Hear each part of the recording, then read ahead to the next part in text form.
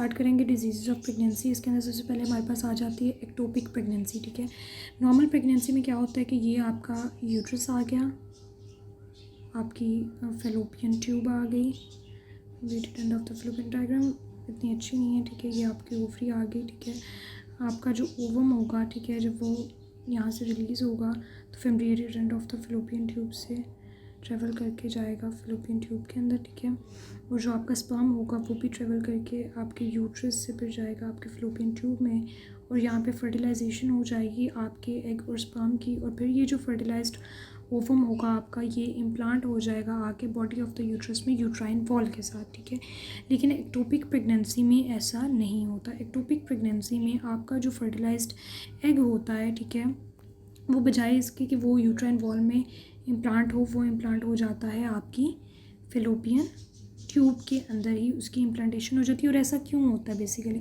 ऐसा इसलिए होता है कि जो उसका पाथवे होता है from the fallopian tube to the uterus वो इतना स्मूथ नहीं होता। ठीक है, या तो क्रॉनिक इन्फ्लेमेशन हुई होती है आपकी फेलोपियन ट्यूब की, स्कारिंग हुई होती है, यानी कि पेल्विक इन्फ्लेमेटरी डिजीज़ होती है। ठीक है, जिसकी वजह से स्कारिंग हो गई होती है, या एंडोमेट्रियोसिस होता है। ठीक है, इंट्राट्यूबल नहीं, इंट्रा यूट्राइन जो है वो ट्यूमर्स होंगे। ठीक है, तो उस वजह से जो है आपकी जो फर्टिलाइज्ड ओवम है उसकी इम्प्लांटेशन हो जाती है फेलोपियन ट्यूब में, जो कि मोस्ट कॉमन साइट है इसकी इम्प्लांटेशन की, फेलोपियन ट्यूब। लेकिन इसके अलावा ओवरीज़ के अंदर भी वो इम्प्लांट कर सकता है। ओवरीज़ के अंदर बेसिकली तब होता है जब आपका जैसे फॉलिकल रप्चर हुआ, आपका एग रिलीज़ हुआ, तो वहाँ पे उसकी फर्टिलाइजेशन होगी और फिर वो ओवरी में ही इम्प्लांट हो जाता है। ठीक है, इसके अलावा जो है वो इसकी जो एक्टोपिक साइट है वो एब्डोमिनल कैविटी भी है। एब्डोमिनल कैविटी के केस के अंदर क्या होता है कि जब आपका एग जो है वो रिलीज़ होता है, ठीक है, तो बजाय इसके कि वो फेम्ब्रिएटेड एंड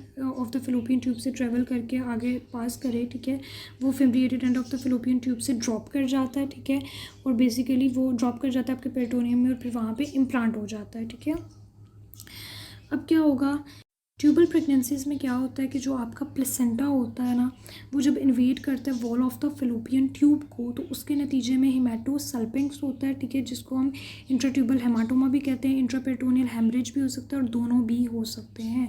ठीक है, हेमाटोसल्पिंक्स का जो मोस्ट कॉमन कॉज है वो बेसिकली एक्टोपिक प्रेगनेंसी ही है। ठीक है, आपकी जो एक्टोपिक प्रेगनेंसी होती है ना, इनिशियली ये बिल्कुल नॉर्मल प्रेगनेंसी की तरह होगी। सीजेशन ऑफ मेंस्ट्रुएशन होगा, elevation of serum and urinary placental hormones होंगे, और इन हार्मोन्स के इन्फ्लुएंस के अंडर जो है, जो आपकी एंडोमेट्रियम है उसकी हाइपर सिक्रेटरी एक्टिविटी होगी, डिसिडुअल चेंजेस आएंगे। ठीक है, लेकिन अगर एब्सेंस भी है आपके एलिवेटेड गोनेडोट्रोपिन हार्मोन्स जो हैं उसकी, ठीक है, तो इसका ये मतलब नहीं है कि एक्टोपिक प्रेगनेंसी नहीं हो सकती। वो तब होता है जब आपका जो एक्टोपिक प्लेसेंटा होता है वो उसकी पुअर अटैचमेंट हुई होती है और उसकी नेक्रोसिस हो रही होती है, तो तब जो है आपके गोनेडोट्रोपिन एक्स एक्सिस के अंदर गोनेडोट्रोपिन हार्मोन्स रिलीज़ नहीं होते। ठीक है, लेकिन आपकी एक्टोपिक प्रेगनेंसी जो होती है वो प्रेजेंट होती है। ठीक है, और पता तब चलता है बेसिकली एक्टोपिक प्रेगनेंसी का जब रप्चर हो जाती है आपकी जो फेलोपियन ट्यूब है, वो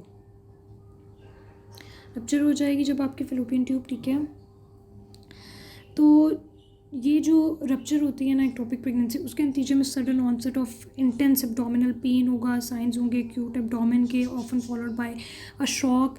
ठीक है, और ये बेसिकली मेडिकल इमरजेंसी होती है। ठीक है, and if it is left untreated, ठीक है, then death of the patient may occur. ठीक है, तो फिर डेथ हो सकती है पेशेंट की। ठीक है, अब नेक्स्ट हम चलेंगे स्पॉन्टेनियस एबॉर्शन पे।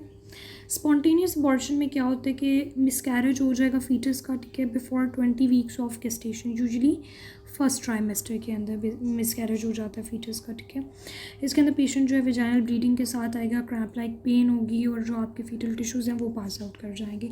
ये बेसिकली इसलिए होता है ज़्यादातर केसेस के अंदर, क्रोमोसोमल एनॉमली थी फीटस के अंदर, स्पेशली ट्राइसोमी 16, तो तब भी स्पॉन्टेनियस अबॉर्शन हो सकता है। इसके अलावा मैटरनल एंडोक्राइन फैक्टर्स जैसे कि पुअरली जो अनकंट्रोल्ड जो डायबिटीज़ है उसके नतीजे में हो सकता है। Physical defects of the uterus जैसे कि यूट्राइन पॉलिप्स हो गए, लियोमायोमा हो गए, उस वजह से हो सकता है। हाइपर कोएगुलेबल स्टेट्स जैसे कि एंटीफॉस्फोलिपिड सिंड्रोम है, उसके नतीजे में हो सकता है। कंजेंटल इन्फेक्शन हो सकती हैं, जैसे कि इन्फेक्शन होगी प्रोटोजोआ के साथ, टॉक्सोप्लाज्मा के साथ। ठीक है, या बैक्टीरियल इन्फेक्शन होगी जिसमें माइकोप्लाज्मा की, लिस्टिया की इन्फेक्शन आ गई, यहाँ एक्सपोजर टू द ट्रेटोजेंस की वजह से भी हो सकता है। ट्रेटोजेंस में आपकी अल्कोहल आ जाती है, सिगरेट स्मोकिंग आ जाएगी, कोकीन, टेट्रासाइक्लिन्स वगैरह आ जाते हैं। अब इफेक्ट हम टेट्राट्रोजन का देखते हैं। अगर फर्स्ट 2 वीक्स ऑफ गेस्टेशन के अंदर एक्सपोजर है टू द टेट्राट्रोजन तो स्पॉन्टेनियस अबॉर्शन हो जाएगा।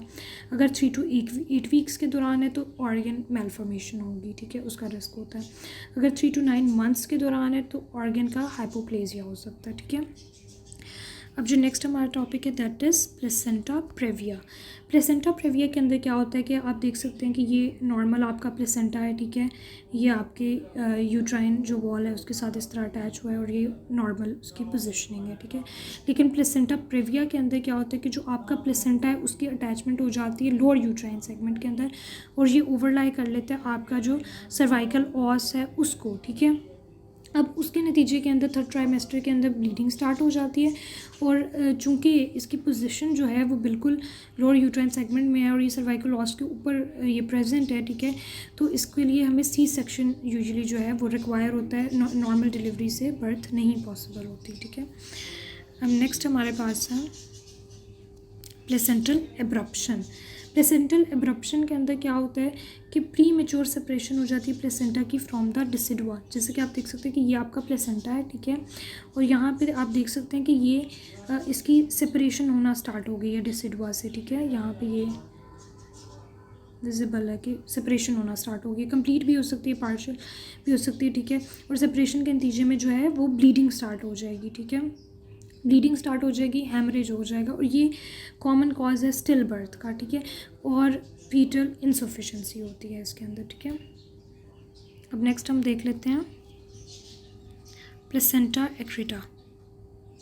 अब इसके अंदर क्या होता है कि जैसा कि आप देख रहे हैं कि ये आपका नॉर्मल प्लेसेंटा है, ठीक है, नॉर्मल आपका ये प्लेसेंटा है, ठीक है, ये आपकी एंडोमेट्रियम है पिंक लाइनिंग से जो शो की गई, ये आपका मायोमेट्रियम है। लेकिन प्लेसेंटा एक्रेटा में क्या होता है कि आपका जो प्लेसेंटा है वो डायरेक्टली जो है वो इम्प्लांट हो जाता है आपके मायोमेट्रियम के साथ, ठीक है। इम्प्रॉपर इम्प्लांटेशन हो जाती है placenta into the myometrium with little और नो इंटरवेनिंग डिसिडुआ। इसके नतीजे में क्या होता है कि प्लेसेंटल सेपरेशन नहीं हो पाती है एट द बर्थ और आपको यूजुअली जो है हिस्टेरेक्टमी करनी पड़ती है, ठीक है। डिफ़िकल्ट डिलीवरी होगी आपके प्लेसेंटा की और severe potentially life threatening postmortem bleeding होती है इस केस के अंदर, ठीक है।